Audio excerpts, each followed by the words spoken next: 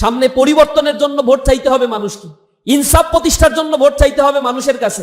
মানুষকে এটা করজোরে নিবেদন করতে হবে, আগামীর বাংলাদেশে যদি দুর্নীতি মুক্ত একটি আধুনিক ন্যায় এবং ইনসাফের বাংলাদেশ গড়ে তুলতে চাও, তাহলে যে সকল মানুষেরা ইনসাফের কথা বলে আর তার নিজের জীবনে ইনসাফ বাস্তবায়ন করে, সেই মানুষের পক্ষে এখন তোমরা যদি দাঁড়াও, তাহলে তোমাদের জন্য অপেক্ষা করছে একটি সুন্দর বাংলাদেশ। আর যদি এর ব্যত্যয় ঘটাও, তাহলে সামনে নিজের সম্পদ আর নিজের সন্তানের লাশ গুনে নেওয়ার জন্য প্রস্তুতি নাও। কারণ তারা লুটে পুটে খাবে, এ কারণেই তারা শুধুমাত্র একটা নির্বাচনের বন্দোবস্ত করে, অন্য নির্বাচনগুলো তাদের ভালো লাগে না। কেন উপজেলার ইলেকশন তাদের ভালো লাগলো না? কি কারণে তাদের ইউনিয়ন পরিষদের ইলেকশন ভালো লাগলো না? কি কারণে ছাত্র সংসদ নির্বাচনগুলো তাদের ভালো লাগে না? তা কেন তারা গণভোটে আগে গণভোট হোক এই ব্যাপারে তারা পছন্দ করে নাই? এর একটাই কারণ, তারা জনগণের ম্যান্ডেটকে এখন ভীত সন্ত্রস্ত হয়ে পড়েছে।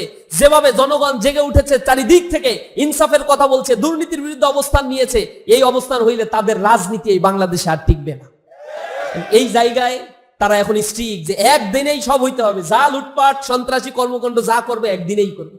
এখন প্রতিপক্ষের উপরে হামলা করছে না? নির্বাচন কমিশনে গতকালকেই দেখলাম এক প্রার্থী তাদের নামে অভিযোগ করছে, এই কারণে নির্বাচন কমিশনের সামনে তাকে বেধড়ক পিটাইছে, একজন প্রার্থীকে এইভাবে পিটাইছে। তারা কতটা সন্ত্রাসী চেহারা তারা এখন ধারণ করেছে।